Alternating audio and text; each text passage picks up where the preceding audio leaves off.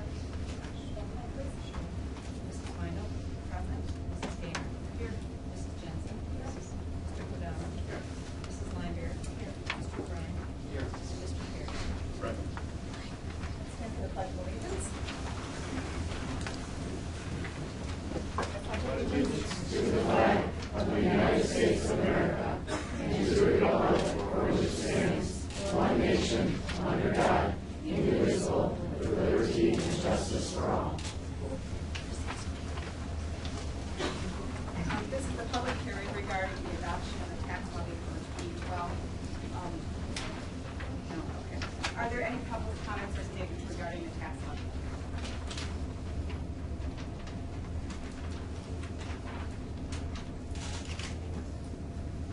Okay. Then we need a resolution to adopt a certificate of the 2012 tax levy. We need a motion. So moved.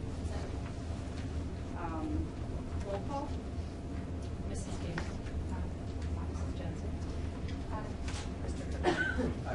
Mrs. Linder. Mr. O'Brien. Nay. Mr. Cleary. Aye. And Mrs. Meyer. Aye. And then the certificate from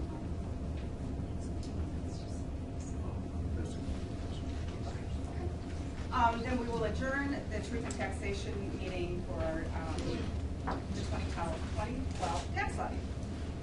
So we need to call to order the December 18th Board of Education meeting. Can you roll call, please? Mrs. Meindl. Present. Mrs. Gainer. Present. Mrs. Jensen. Here. Mr. Kodama. Here. Mrs. Linder. Here. Mr. O'Brien. Here. And Mr. Perry. Present. The first thing that we'd like to do is we have, I have the pleasure of, on the behalf of the Board of Education, I'm pleased to introduce and formally appoint Dr. Bhavna Sharma Lewis as the 9th Superintendent in District 96 history, effective July 1st, 2013. She follows a history of long-term talented superintendents. So Dr. Sharma Lewis, you want to come up and bring up the legislature family? She's joined this evening with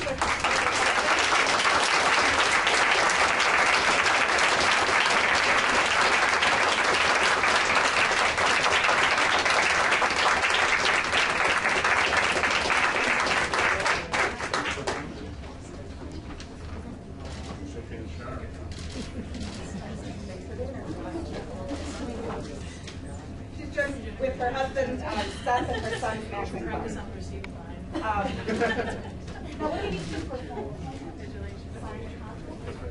okay, we need to so the Board of Education needs to take action on the formal appointment of Dr. Bhavna Sharma Lewis. I need a motion. So moved. I need a second. Is it a roll call vote? Okay. Roll call, please. Mrs. Jensen.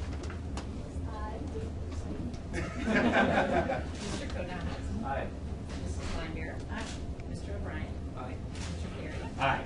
Mrs. Gainer. Aye. And Mrs. Meindl. Aye. We're going to take a 5-minute recess in order to warmly welcome her into our community, and then we'll go back to the meeting. So let's take a 5-minute recess.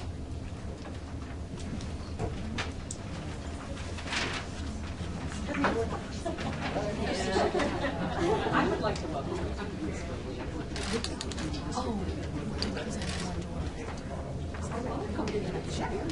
which is everybody's. No, maybe in the spring. Governor, how are you? Yeah. I know.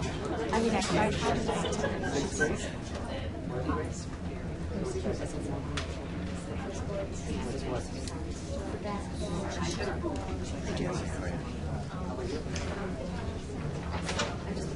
Oh, Welcome here. So you're missing the hockey team? Yeah.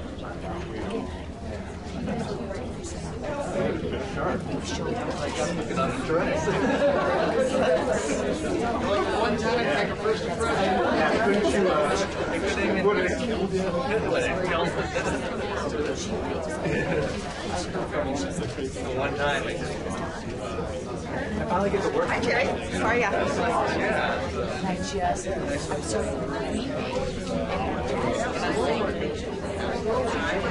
this is what it's all about.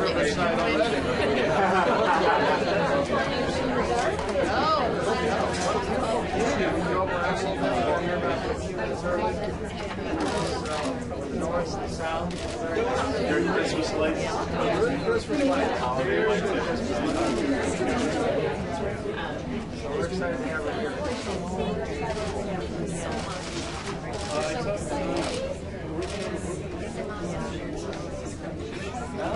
Give it a try. It's their chance. A few times a year.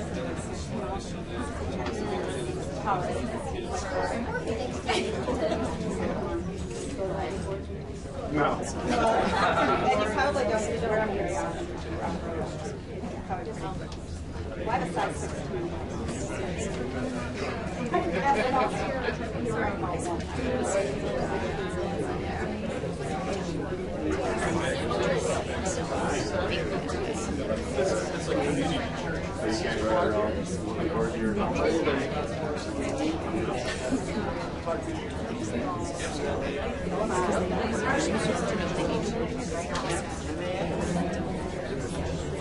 Take a shot.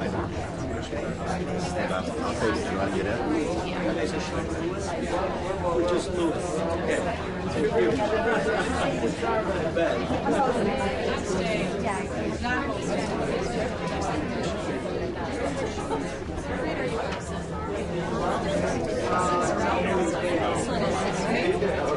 You might break your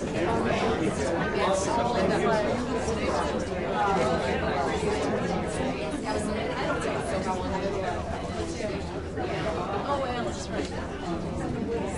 So that's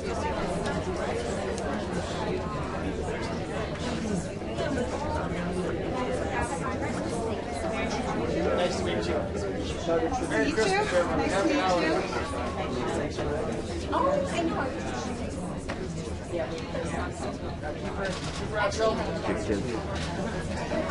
Pardon?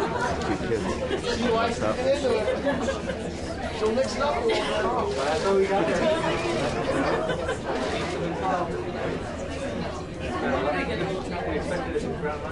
We're out for you. We're very excited. Very, very excited.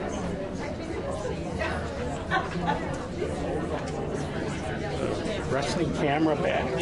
This is the new, not wrestling camera. This could be the real one. I think this is probably the wrestling camera.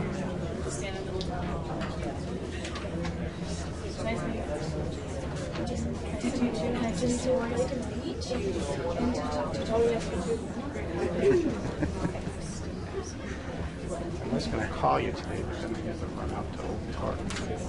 We can eat. About your conversation yesterday. Which one? What? I don't see him. No.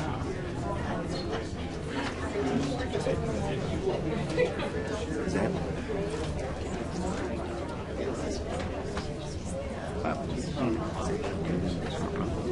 Yeah. That's standing up. Yeah.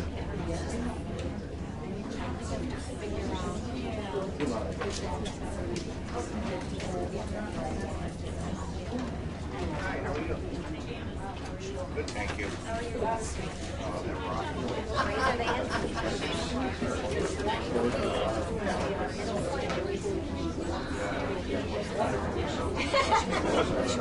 It's quite the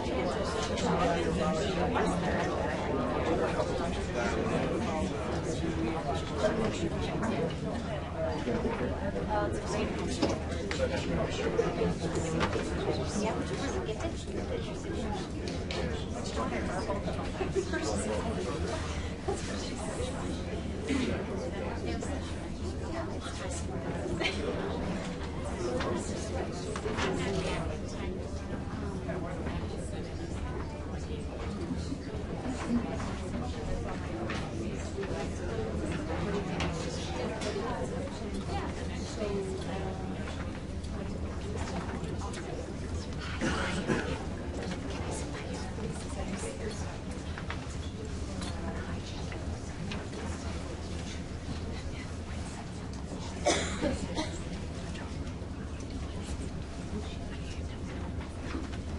let's move on with the meeting. Dr. Anderson. First item is the Apple Distinguished Program Award. We have now received in the 96 Distinguished Program Award from Apple. It's the only award actually given to schools or educational institutions. When we started 3 years ago, I think we were one of 14. We're now one, I believe, of 44. And out of, as you know, nearly 25,000 school districts nationwide. So we're really thrilled about this. What we'd like to do is ask Liz and Colleen to be able to share a little bit about the program. Because we're very thrilled with this award. We will have an Apple rep later, or early in the year, probably in February, to actually present the award. So.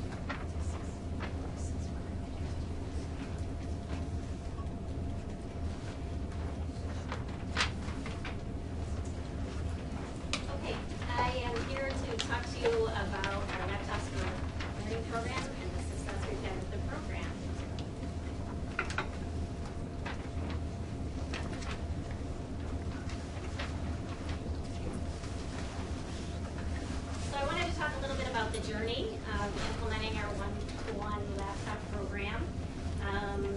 Certainly it's been a meaningful, fulfilling, and engaging journey throughout. Every step of the way, our team has been forced to grow. It's been forced to look at educating our students in a different way and collaborate.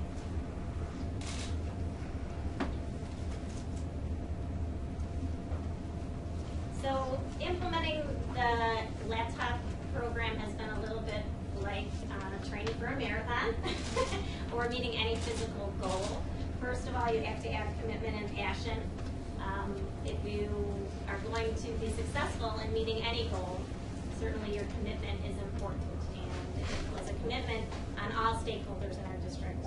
And certainly we all have had passion for the laptop program and helping our students become progressive, innovative learners. We also had to have a plan of action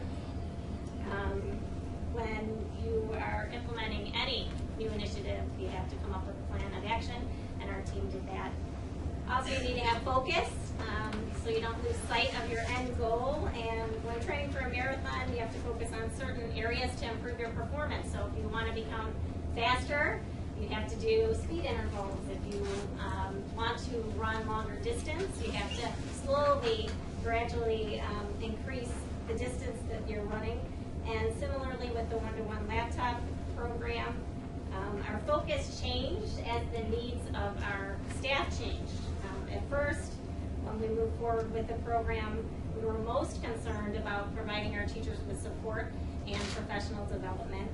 And then later, we focused more on logistics and differentiating the staff development because of our teachers were at different levels on the continuum of technology skills. So focus and attention has been critical to our success. Collaboration, our tech team, our teachers, our administrators have all worked collaboratively to have the success of this program. And I just wanted to talk a little bit about our cohesive team. Certainly, the Laptops for Learning program has taken a cohesive team, starting with Dr. Lamberson, who shared the vision and for our program many years ago. It was at the time 5 for 4 that students would carry their laptops from 5th grade for 4 years through 8th grade, and then we changed the name to the Laptops for Learning program. The other part of our team, obviously, the District 96 Board of Education, certainly was supportive of the Laptops for Learning initiative. Vern Bettis, our technology director, critical to our success. Matt Alanis, a technology specialist. Liz Whaley, our project manager, who has led the initiative and program. Paula Tusignat, she's an instructional technology specialist here at the middle school. And then all of our administrators, and most importantly, our teachers.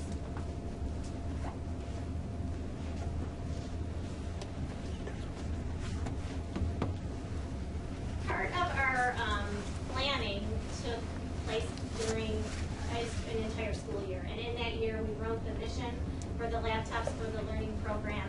We conducted site visits to other districts with successful Laptops for Learning programs. We hired Liz Whaley, our project manager. And then in the spring, after we hired Liz, we conducted planning meetings.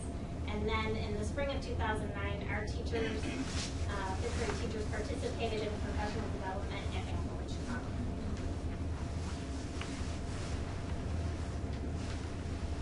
Year 1 of the laptop program, August of 2009, we had a rollout planning meeting with the 5th grade teachers. And obviously they were the pioneers of this program, and so we really wanted to hear their questions, their concerns, and address their staff development requirements. And in the fall of 2009, our students received their laptops in school. And then Liz Whaley and Mr. Vern Bettis provided internet safety and laptop care lessons to our students. And then we also held parent information meetings to let parents know what our expectations were for the laptops going home for homework and at school. And then in November of 2009, the laptops went home with the students. That was a very exciting time. Years 2 and 3, the spring of 2010 and 2011, our teachers participated in professional development at Apple in Chicago.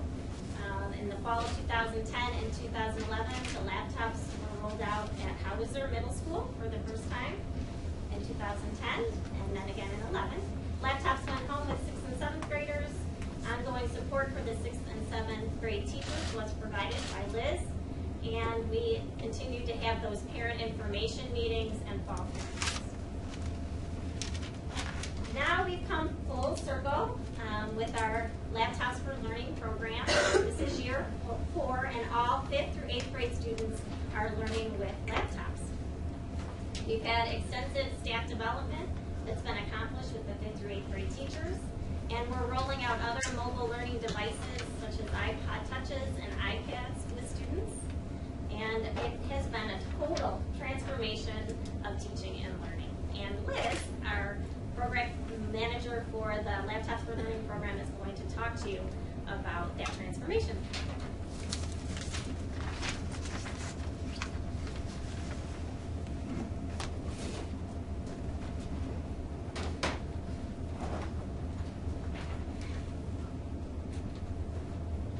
Thank you, Colleen. Okay, those are the nuts and bolts kind of what happened.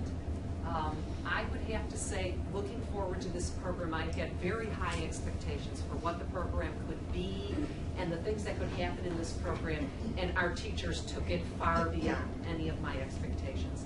They have really dug in and participated and done an extraordinary job at bringing the laptops into the teaching and learning process. They are the people who made it happen by, really engaging in all the things that we put out there for them. And it was, logistically, when we first said, okay, your kids are all coming next year with laptops, that could be a little bit challenging to think about an experienced teacher changing the way she does things day to day. And our teachers did it. We gave them the staff development, we gave them the equipment, and they made it happen.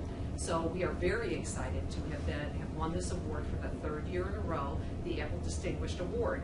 And it was interesting this year when we applied for the award, instead of just doing it on paper, we actually created an iBook.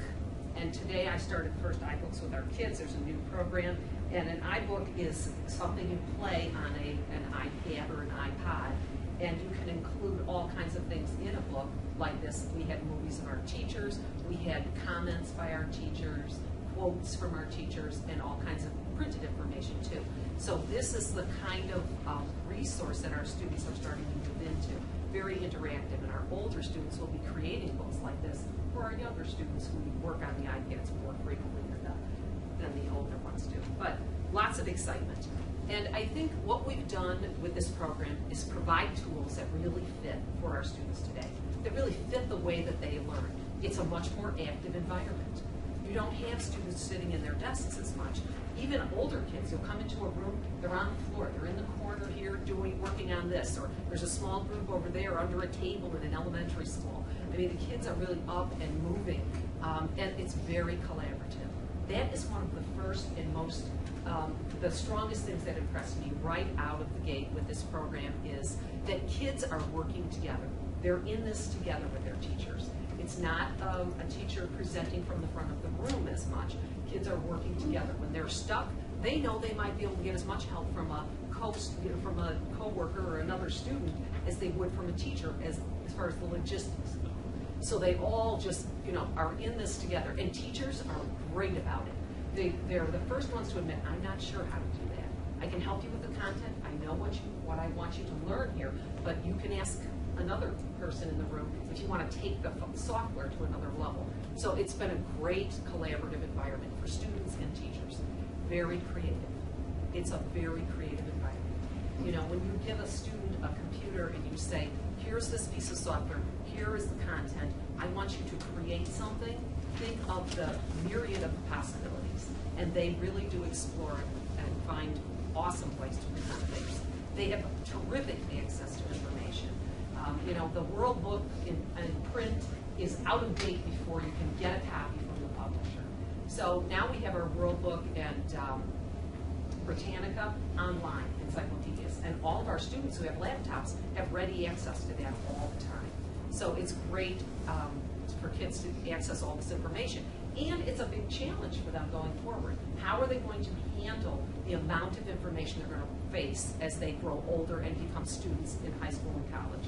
So hopefully we will teach them great skills. How do you research? How do you rule out what's not so great and pick the best of what's out there? How do you get beyond this information an inch thick and a mile wide? How do you get kids learning at deeper levels and engaging at deeper levels? So I think that's a great part of it at the global classroom. We've initiated a series of lessons in our K-5 buildings this year, and all of our students will have one global lesson that they're all participating in. This month it was kindergarten. They were following the gingerbread man to countries around the world. So just really exciting things for kids to be involved in. Very exciting. I think we have tools that just fit the way students learn. Researching and collecting information is so much different than it is with a book. Not that we've ruled out books, we use our books too, but we have more opportunities.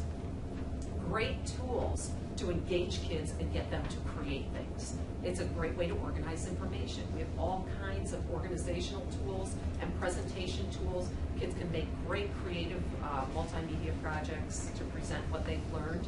A lot of times we'll have students break up the information and they create their presentations and bring them back to the class, and they're co-teaching.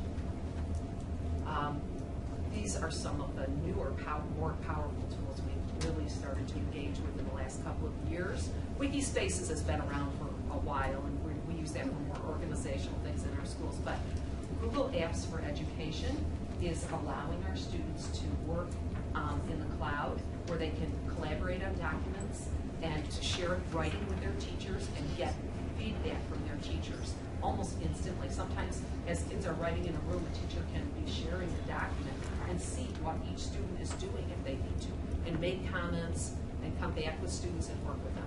Google Apps for Education, great collaborative environment. And Edmodo, which we have a teacher here tonight who's going to talk about, is an online classroom. where students can take tests or quizzes. Teachers can just do a little quiz and exit survey when the kids leave class to see if they got anything out of their class that day and know how it went. Kids can turn projects in. Teachers can post assignments. They can have a calendar, and all the teachers, like here at Hauser, they can join all the teachers at Modos, and then all those assignments come up on their calendar by all the teachers' classes they join.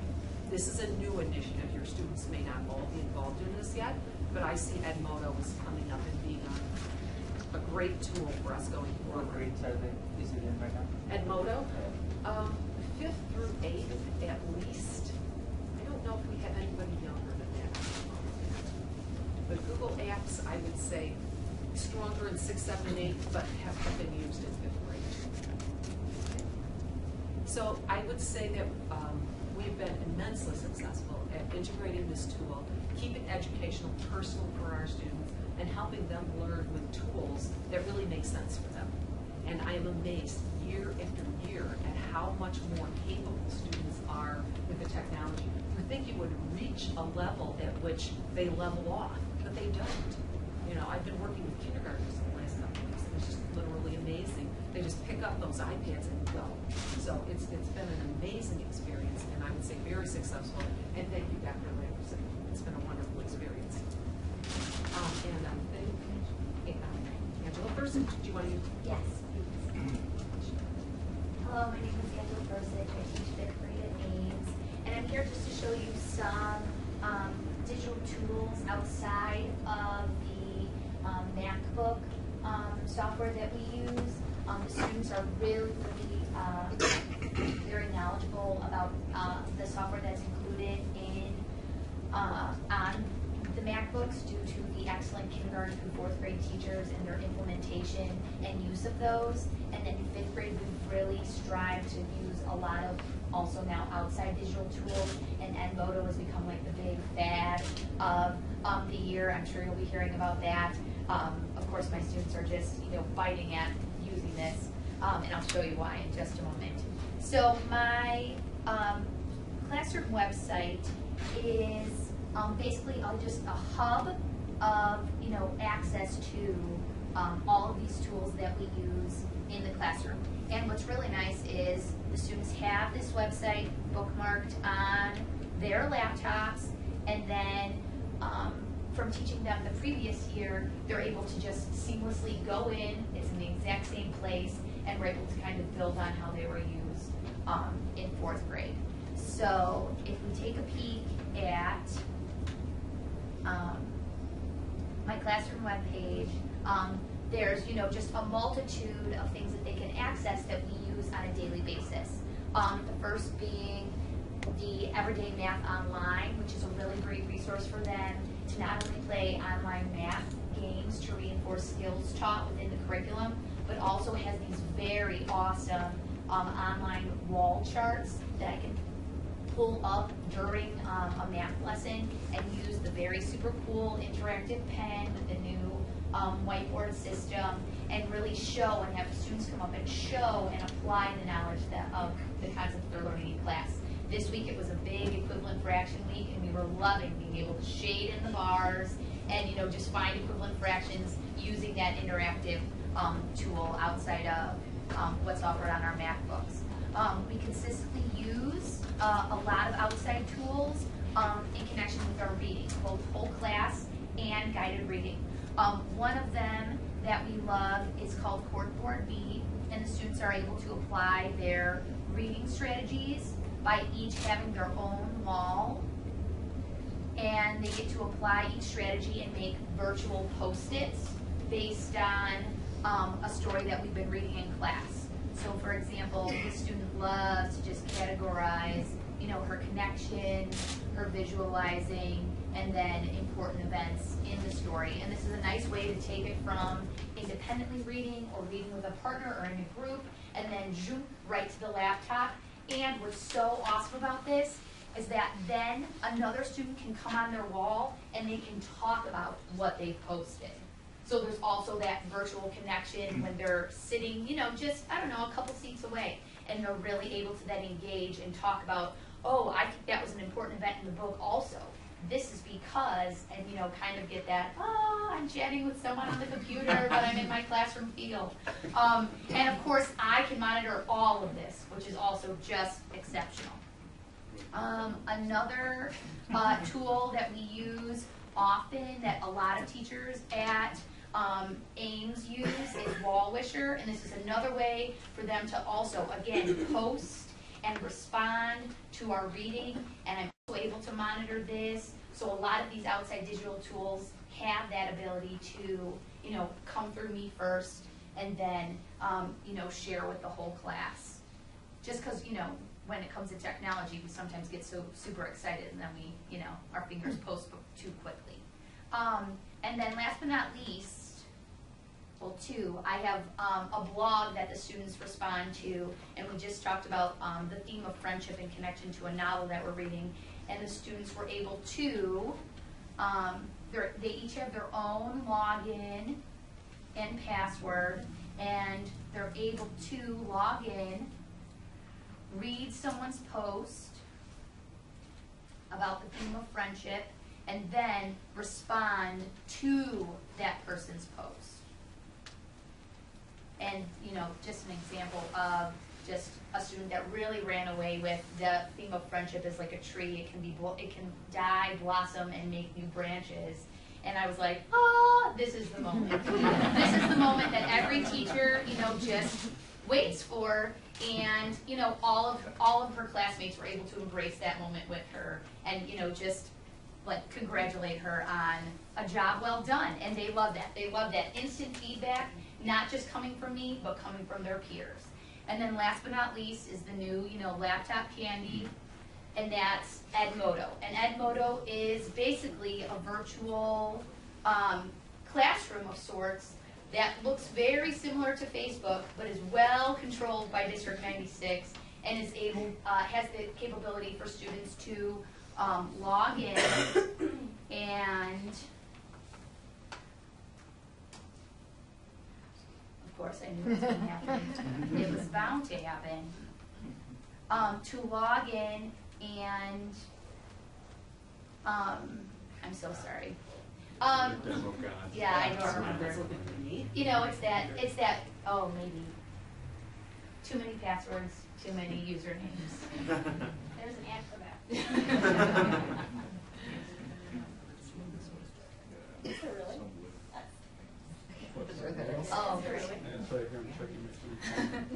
Oh, students are able to log in, and for example, the first thing they do is, Mrs. Whaley came in, we talked about establishing, just a profile with their name, and then, an image that represents themselves. Then they're given codes. They can join, for example, my students belong to my reading and guided reading groups, and then they also belong to Mr. Harvalis' social studies class group. They're given a code to belong to that group, and then basically there could be a wall posting of homework assignments, study guide questions, conversations between students on homework assignments or questions on homework, and then also that, prompting short discussions. For example, I'll do that with guided reading, and then all the students can see their own responses and just respond also to one another. So it's kind of like another blogging entity, but also has that scheduling, test taking, quizzes, polls, you name it. It's like all here. Quiz, assignment, you can send alerts out. Obviously, the teachers just make sure that we take off that email function so that we don't get an email every time, they make a post about their science homework. But, this integration has been absolutely seamless. And the kids are ready for it, and they're fully embracing it, and so are the parents, and that's really what's, making this work. So, thank you so much. Angela, thanks for coming in. I want to thank Angela. It's really exciting to watch the kids, the staff, and from their excitement, the most enjoyable things to watch the excitement from the students. As I mentioned to you, I think about a year ago, I walked up to a group of students who were highly engaged and just asked them, I still have the boxes that these came in. Do you think I should return them? And to a child, they said, what would we do? and then I asked them, what do you mean? Well, in terms of being able to share what I'm writing with other kids, I had some of the boys, younger boys, make comments that I have never written as much as I write now, because before it was really hard for me using a pen and pencil. Now I can write it. Now I can edit it again because I enjoy typing. It's a lot easier for me to type, as well as be able to get feedback from others. So the kinds of things that are happening in classrooms is absolutely amazing. Colleen, thanks for being the liaison for this all these years. Vern, thank you very much, and Liz, thanks for your willingness to step up when this is an unknown venture for us.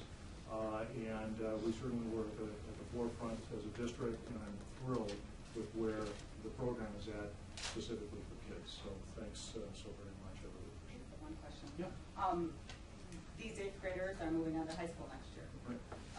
Has there been articulation with, at least RB, because they're working with laptops and they're doing things differently than the typical 9th grader is?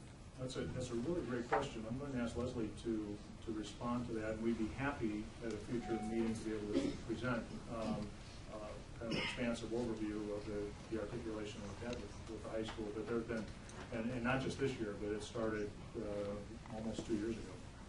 Well, we articulate regularly with RB.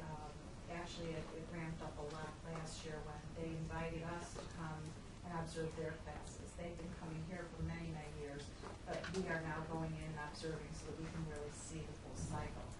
They started expressing, at the administrators meeting this year, they were really expressing concern about the incoming freshmen for next year. And they did ask to have a meeting with our technology staff. So we had, I think we had 4 or 5 days where different subject areas went over there for meetings and for observations. So on one of those days we incorporated technology, and Vern went with Liz, right? Liz went. I thought you were too. Yeah. Yeah. So the 2 of them went, and I don't know if you want to tell a little bit more about what was said, but we are in communication. We're talking. They are concerned. They're not quite ready. They're not where we are, of course, in terms of technology, but they're really working it. They want to be able to take our kids where they are and go from there. So we are working with them. I don't know if you have anything to Are they concerned in all aspects of the curriculum, of the way they communicate? Or? No, I think they're just concerned basically that the kids who have gotten so used to using laptops as a tool may or may not be using them in their classes the same way. May or may not have a laptop to bring to school the same way. I don't think our kids lose that ability because they're surrounded by computers. So it's not like they're going to go there and not have another computer, and there are computers also at RB. It'll just be different, and I think they're trying now to catch up. But I don't know what was specifically said in the meeting. Well, I'm just curious, for example, my son brought his laptop home today, and he has a Constitution test tomorrow. Mm-hmm. So he's studying and, going through the practice and asking me for the 4th time if I got an A for the 4th time, can I stop doing this type of thing. But they take the Constitution test in high school. And it's going to be it's a different animal, and so they've already learned how to do it one way, and now it's going to be kind of taking a step back, I think. But the Constitution test content is the same. So whether you take, we do a lot of tests that are web-based. We do math. We do all kinds of web-based, and so do they. So all learning is going to be a little bit web-based and a little bit sometimes catching up. That's kind of the way of the world. Not everybody's at exactly the same place. Mm-hmm. But I know our kids will do well there.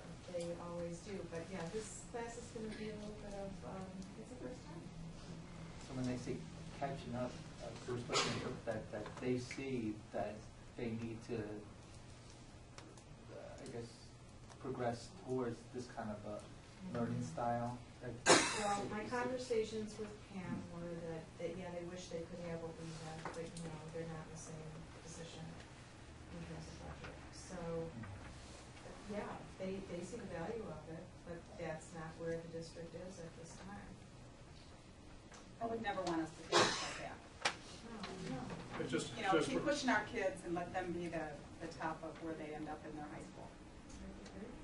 And just for reference, D96 comprises less than half of an RV class in a particular year. So there are at least two other center districts and then private schools that migrate into RV. So they're dealing with that issue. I know that Kevin, over a year ago, was discussing the bring your own device concept that some school districts have used. That has its own challenges, having multiple devices and safety issues and all the rest. I know that this is a very high priority for him. He is very excited about what capacity the students are going to come to RV from District 96 beyond what he's seen in the past, which has been incredibly strong. So it'll be a really wonderful conversation. It'll be a wonderful situation for them to work on. We've had teachers that have shadowed our teachers at Hauser. They will see what they're doing and what the kids are able to do, and how this actually functions in a real-time situation. And we'll continue to ramp that up, in 2013, and do everything we possibly can to assist RB in any way that would be helpful to them. My daughter Rebecca is in 8th grade, so she was one of those pioneers about 4 years ago. And when the cat chewed through the power cord, the staff took care of it, and I didn't hear any. Well, you don't even have a cat. We have 3 cats, so it's surprising the whole computer didn't get eaten. But anyway, it's.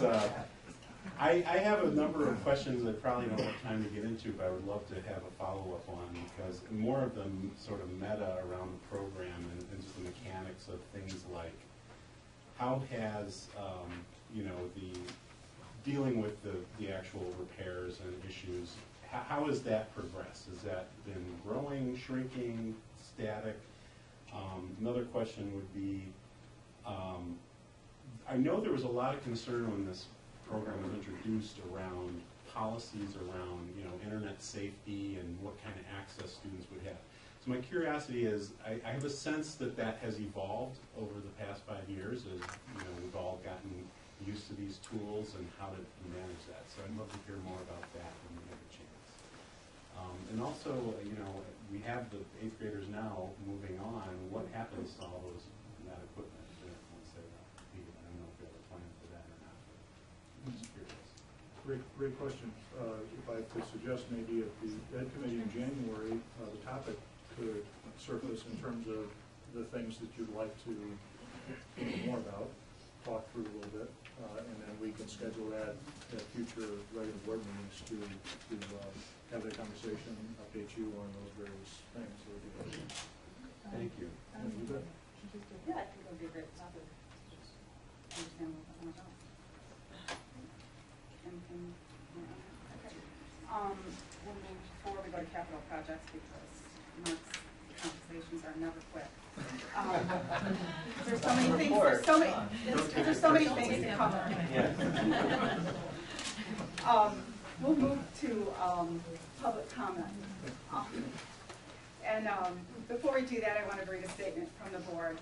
On behalf of my fellow board members, we are interested in community members sharing their thoughts with us. The board uses this time to listen to community questions and concerns and may not respond to individual requests and cannot take formal action on non-agenda items.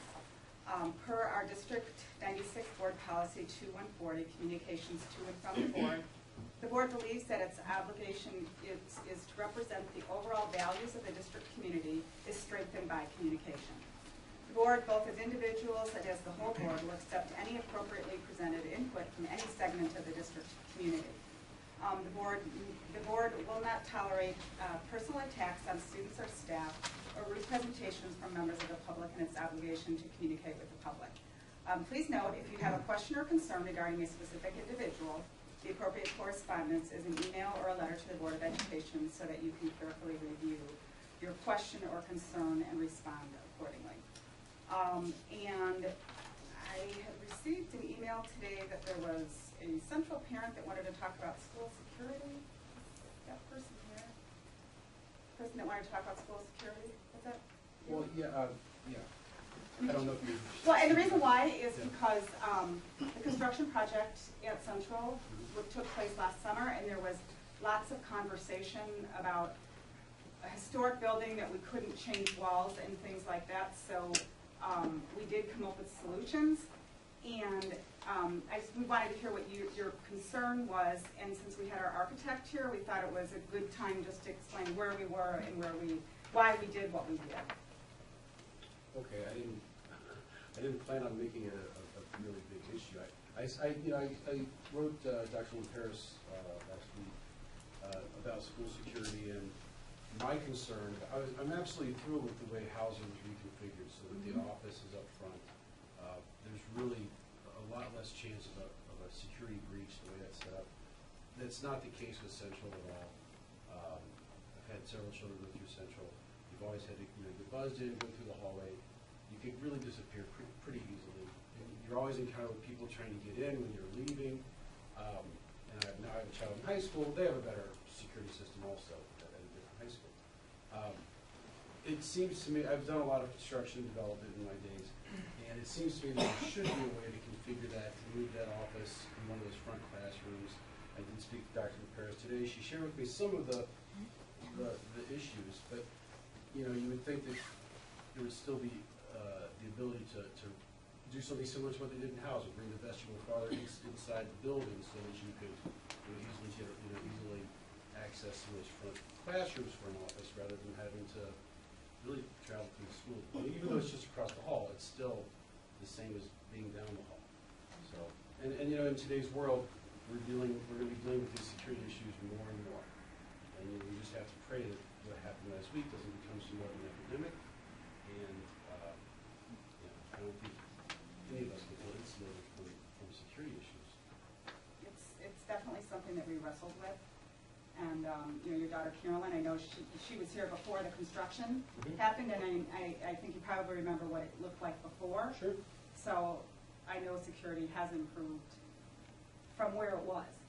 And I guess, Mark, if you could just, an overview of where we were and what the challenges that we faced with Central School and the entrance, and why we ended up doing what we did. And security is always a big, it's very important to us. When possible, we always like to create a security vestibule that is tied directly to the school office, as the gentleman had mentioned for Hauser, as well as Ames School. And we had proposed, originally we had proposed placing the school office down in what they call the garden, down in the basement there, and having school enter, well, the garden. And have enter basically underneath the what I call the monumental stairs. And that was not overly well received, and for various reasons, and again, a lot of were valid reasons. But we would have a chance to create a secured vestibule down there and provide an office complex that would be commensurate with the type of things that you're looking for. But in the process, we talked about various things. I know that a lot of discussion occurred, and a lot of input occurred, and I think at this point in time, a decision was made to create a security vestibule where people could come in out of the elements, and then have a chance then to communicate with the office and then be built in. But there is certainly that concern of people walking from that side door to the school office entrance. The one thing is that in this case, it's a better situation where you can actually see people actually kind of walking. But again, it's something that we can certainly look at together as a choose for. The challenges with those old buildings, trying to do that. We did create the security vestibules where we could. Well, and there's a security system. So there's a new TV monitoring system that what I call jumbotron in the office, so they can see everybody. They're not looking at this little itty bitty monitor anymore. And you are essentially in a secure vestibule at Central. You're between two sets of doors. You're not sitting outside and getting buzzed in. You're between those two doors and getting buzzed in.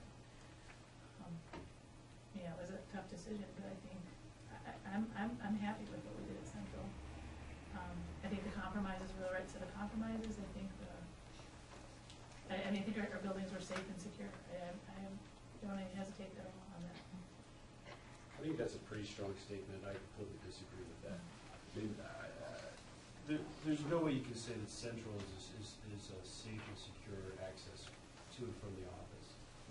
There's anyone can just stray away, and I don't think a monitor really does anything. And I truly believe that you could do something very similar with bringing another vestibule inside the space in Central. It could give you easy access to those front classrooms to use as an office. It was done here. It looks great. And I really think I don't think the age or the historical significance of the building really comes into play at all. It's just a matter of creative design.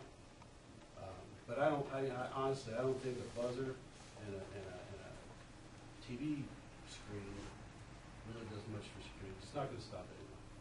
It looks good, but it's not going to stop anyone. Thank you for sharing your thoughts. Is there anyone else who would like to share a comment? Hi, my name is Karen McGee, and my daughter is in 8th grade, so she was one of the first, she was the first group to get the laptop. And one of my concerns from the beginning was that, it's great they're going to have it at Hauser. What's going to happen when they go to high school? And, you guys did a lot, to transition them from not having a laptop to having a laptop. So is there going to be any kind of transitioning happening when they're going to go from laptop to doing it all by hand again?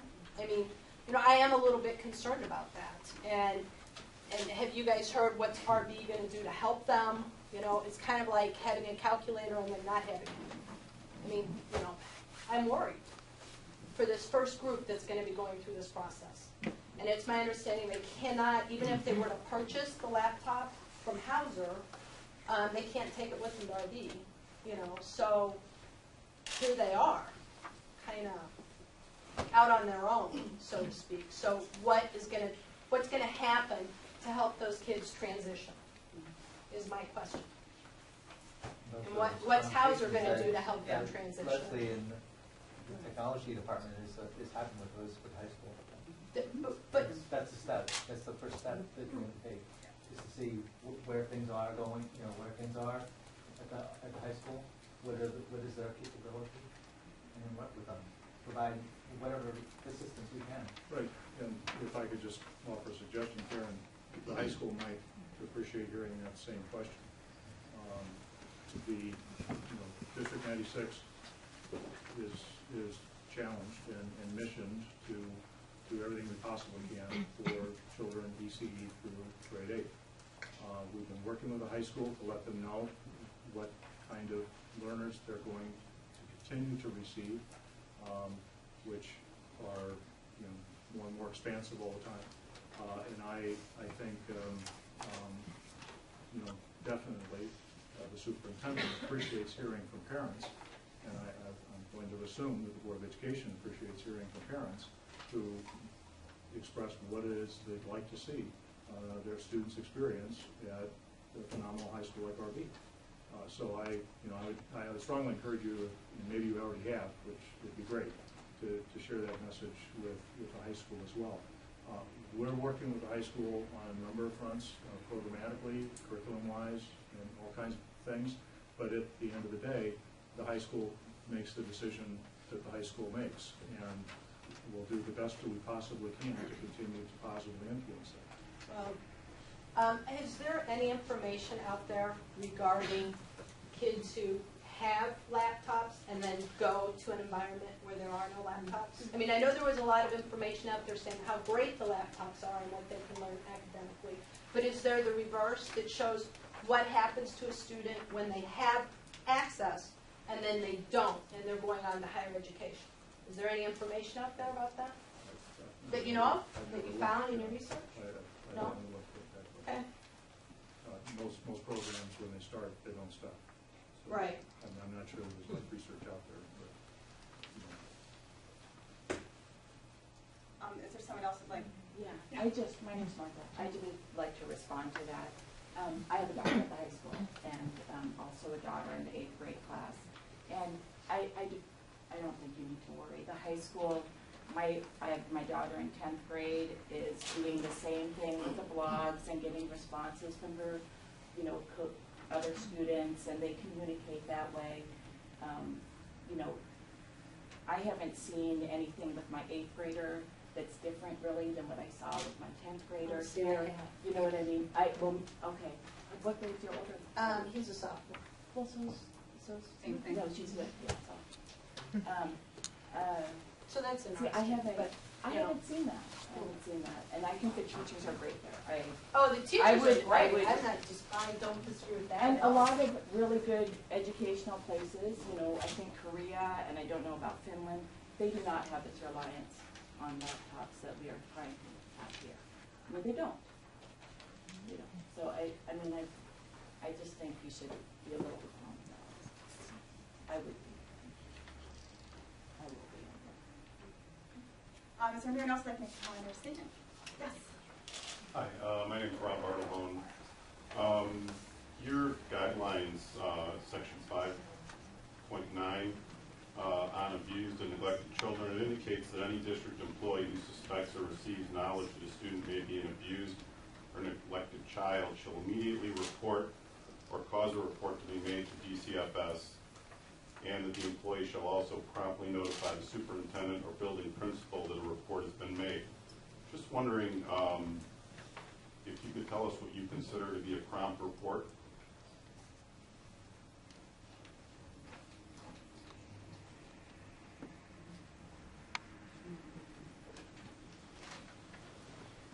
Well, actually, in public comment, we don't answer questions. Okay. You don't answer questions? Well, just something for thought then is, you know, maybe, do you think maybe that, you know, instead of saying prompt, it should be immediate notification like it says in the first part of the guideline? I mean, do you think it's important to have immediate notification and reporting of any instances of abuse and neglected children so that you can take prompt action? Thank you for your comment. Okay. I have another question, if that's okay. Sure. There was a considerable amount of money that was spent regarding the dismissal of a teacher from the district, and I'm just wondering if you have an opinion as to whether the public has the right to know that how much money was spent in that episode? Between the attorneys, between what it cost the district for that?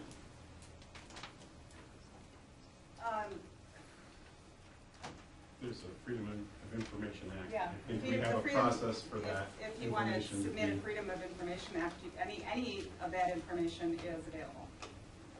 Okay. Do you actually know how much was spent on the dismissals? Not offhand, that's why we don't normally answer questions, because we don't have that information access to us right then. And then if I could, just one more, jumping back to section 5.9. How often is that section reviewed with district employees?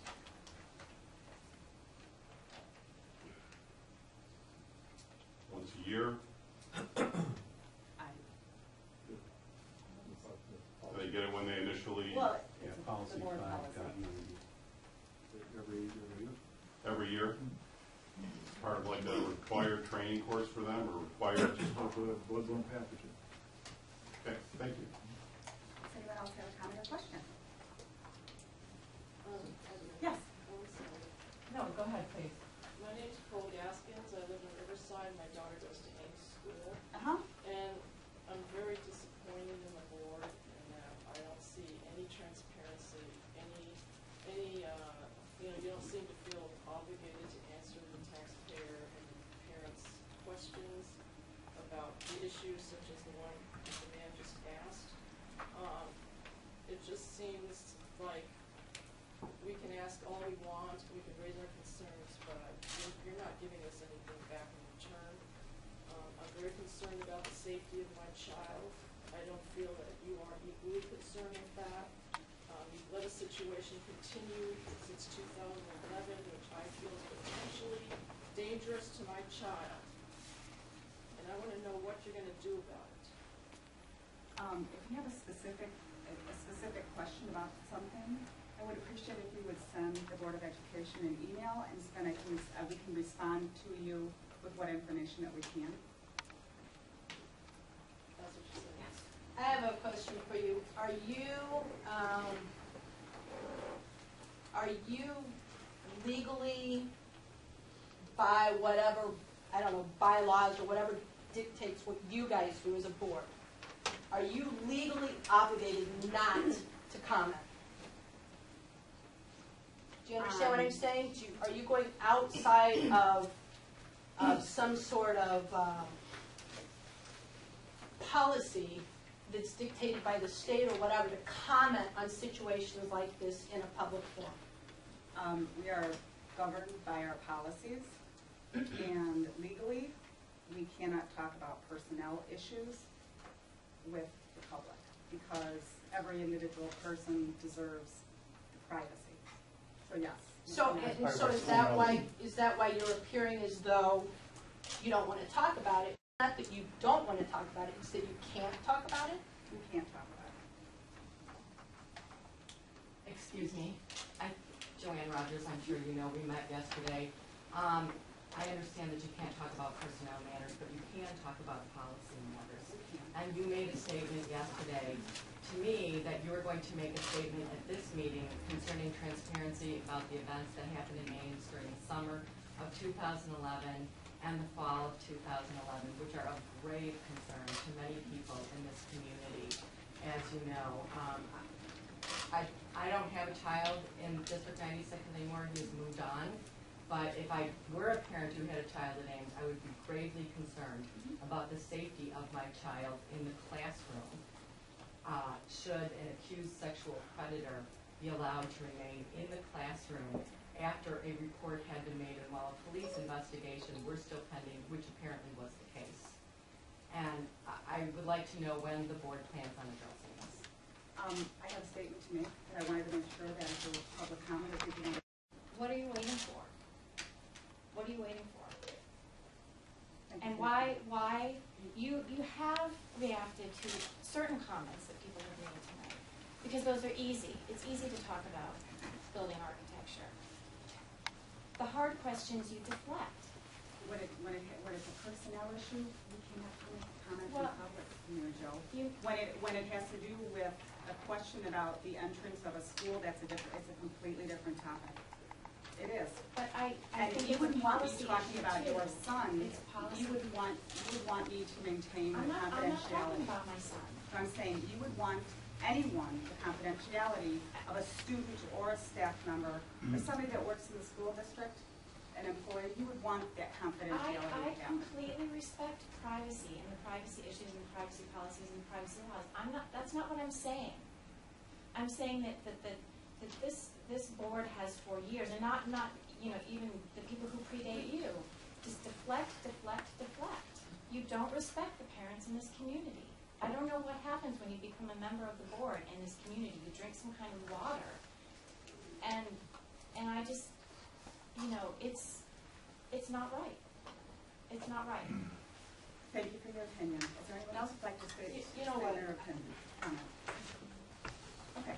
Then I would like to make this. So open for our next policy meeting, we're going to review a lot of our policies. Yes. And I mentioned that. So let's look at the worst policy, media. Yeah. Okay. Yeah. We are doing that. And I'd like to make, if everyone is done with public comment, I'd like to make a statement. Could I reserve a comment for after your statement? No. I'll make it after we're done with You public want to make comment. your statement now? I may have a question based on her statement. That's what so many people in this room are waiting to hear. It would be more appropriate to listen to people after you provide some information, in my opinion. When we're done with public comment, I'm going to make a statement. Yes. Yes, my name is Mary Rose Mangia, and I live here in Riverside. I have no children. This is only the second board meeting I have ever been to. And I just want to echo what Mrs. Roebling said. I've been to 2 board meetings, and on both of them have not gotten the sense that you are forthcoming. And it's not, there is a way to say that, I'm sorry, we would really like to comment on something, but we can't, but we can say this, and I'm just, like I said, almost an impartial observer. But that's my reaction. The only 2 times I've been here, it's been exactly the same. It seems more information can be put out there somehow. Thank you for your comment. Someone else? Karen. Just because I always have to put my 2 cents in, you know, I think it would be really a hard job to be a board member and have to sit up here and not be able to comment. I would never be able to do that.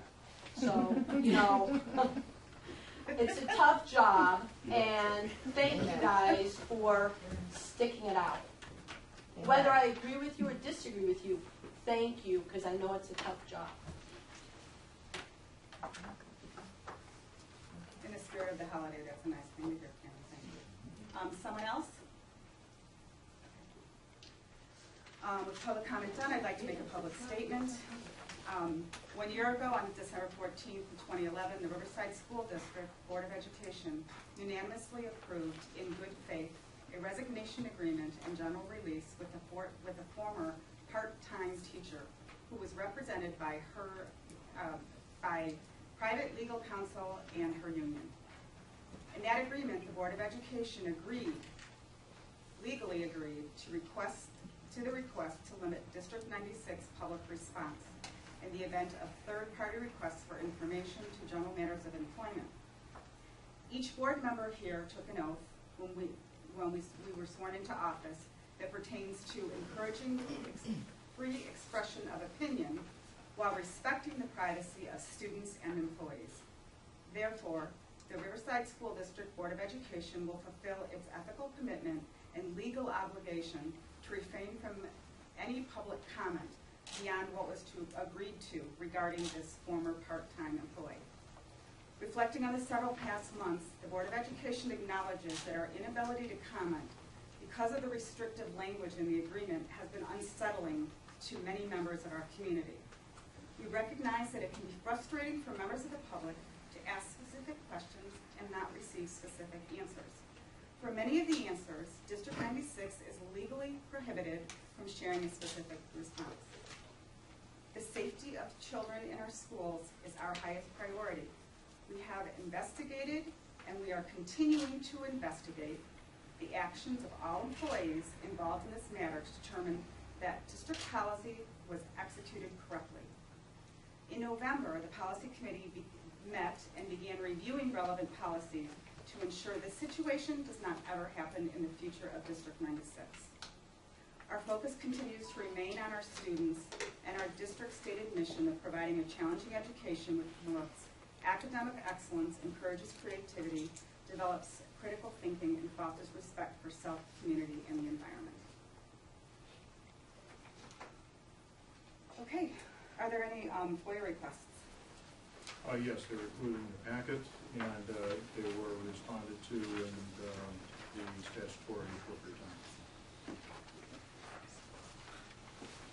Is there anything from the REC? No, there's nothing tonight, thank you. Oh, yeah. I'm sorry. We'll go back tomorrow. Mark. That was the quickest, the shortest presentation, Mark, you've ever had. For the benefit of the audience, if you could plug me in, Liz, I am listening. So I need that person to talk to this.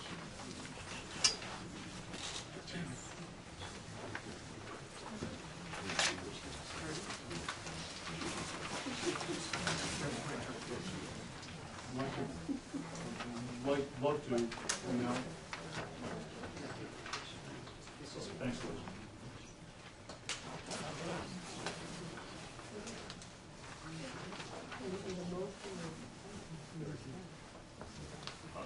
On this section of the agenda, I'd like to point out for the benefit of the audience, if you haven't had an opportunity to see this information in the past, on the district's website, any capital work that's being discussed by the Board of Education is listed with the school board under a tab that says capital projects.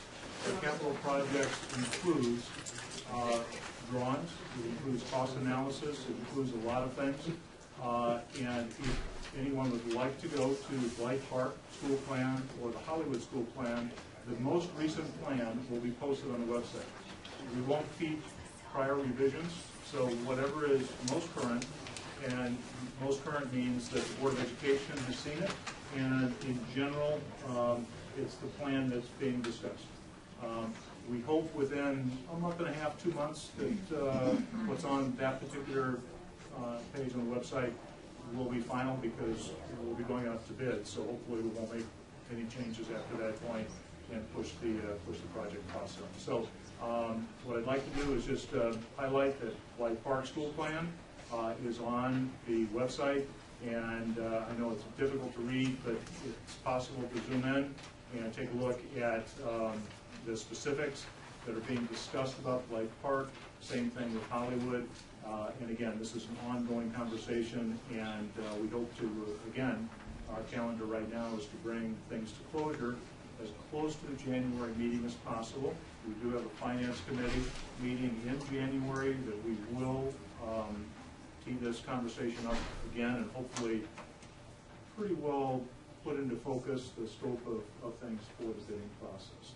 Tonight, however, the goal is for Mark really to summarize what we think we heard at the tour, both at Blythe Park and Hollywood, so that we can continue moving forward, putting together the base bid, which includes whatever scope of work we will do no matter what, and then what, if any, alternates at each of the buildings that you deem appropriate. So, sorry for the long introduction. That's fine. Good evening once again. As Dr. Williamson mentioned, we did have a building tour through Hollywood and Blythe Park last Tuesday with the Finance Committee.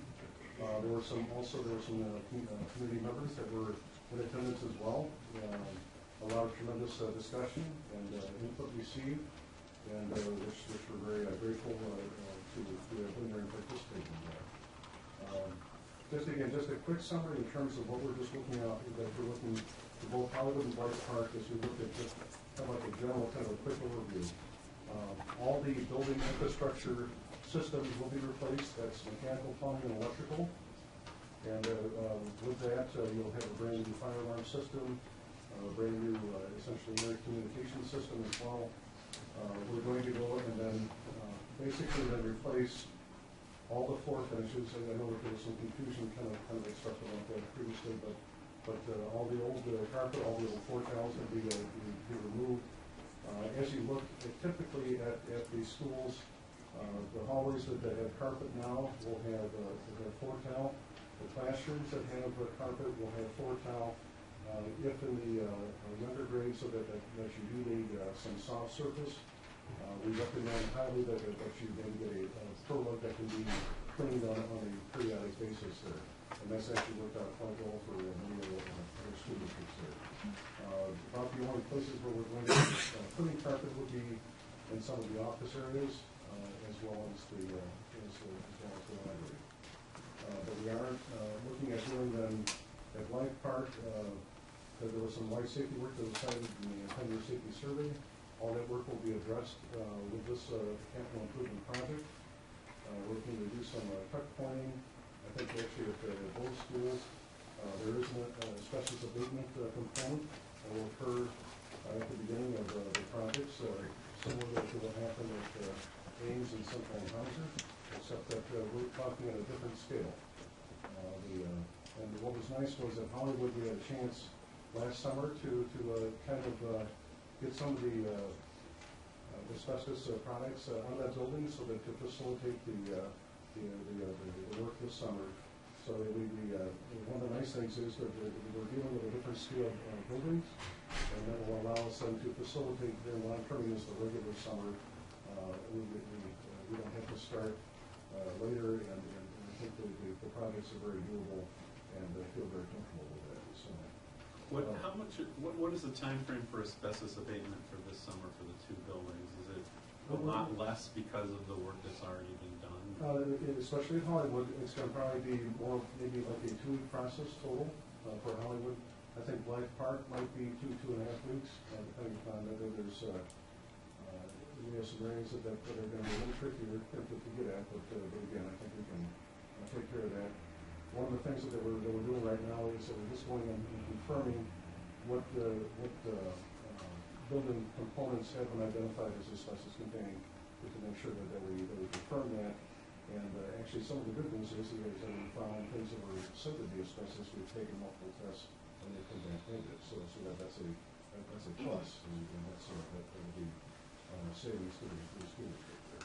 Hopefully it won't be as hot this time. And I'm sure the abatement contractor is feeling the same way. Last year's unbelievable heat wave was crippling to the, especially with the asbestos abatement portion of the campus. So, we are looking at basically reskinning what we're calling the top boards or the white marker boards. We're painting all the interior walls. We're finishing all the existing woodwork, of which both the White Park and Hollywood do have a lot of that. And again, I think when we all get finished, it's going to be a great space. Certainly the technology is a huge component of that. We are working with Mr. Bettis and his staff, again, to kind of fine-tune the processor, but we had a lot of good input. We have what I consider a strong foundation with the technology, and we'll be building off of that as we look at Hollywood and Black Park. As we kind of just take a look at that, Hollywood School has actually just one alternate, and currently that is to relocate the existing school office to the southwest classroom that's there. And that, again, provides the security and the visual control that is desirable, and again, something that is worthwhile looking at when we did receive the bids. We talked about a variety of different other things. I know that there was a concern about at Hollywood School about the gym windows. Just to get a little more information, to replace the windows in the gymnasium on both the south and north elevation there, it's about $95,000 to do that. We actually had contacted a window contractor that we have a lot of faith in, and I think they actually made a visit to the school maybe today. I don't know if this is Miss Keller. She's right behind you. But they can come out and see that the windows, the system is salvageable. I know that we have a lot of insulated glass. I think that the seals are broken, which is not a big concern. But when I hear the water kind of leaking through, especially in the south elevation, that's something that we asked them to look at to see if we can salvage the windows. If they can be easily repaired, we can have what I call a permanent repair as opposed to just a temporary repair. But at least we have a idea in terms of what the worst case scenario could be in terms of replacing the windows. It's about $95,000, and the repair option, I should have that at some time in the near future that I can share with the board. So again, and I know we also took we spent a lot of time kind of looking at the existing school office area, kind of talked about some possibilities. Want to turn it into a classroom space. There was some discussion whether the library would be better located in that spot, and making it more centralized. And so again, a lot of good discussion. I don't know if we've had a decision yet on that, but again, that's part of the process, and really, I think we had a lot of good questions, and a lot of good comments. Yes. Anyone else can remind me, did we ever consider an option where the fifth grade classroom could be used as the office, and the area, the L1 lobby would become the entrance alongside the gym? Was that ever considered? We did look at that, and again, the situation that we have is that we still have an entrance to the gymnasium. And one of our biggest concerns is that if you create a secure vestibule, and while for an after-school kind of a program, that secure vestibule might be a way of kind of keeping them in the gymnasium.